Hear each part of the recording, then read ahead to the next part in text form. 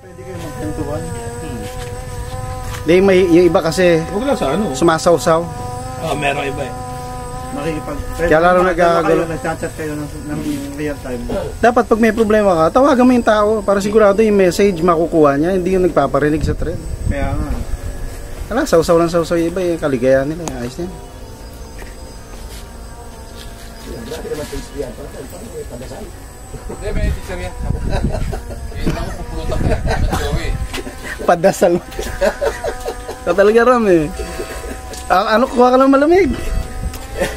Bulang-bulang ko na dati na naman. Parang, dala mo yung ano mo? Okay, no? Yan. Subukan ko kaya. Kung kakayanin. Yung ano? Max Force.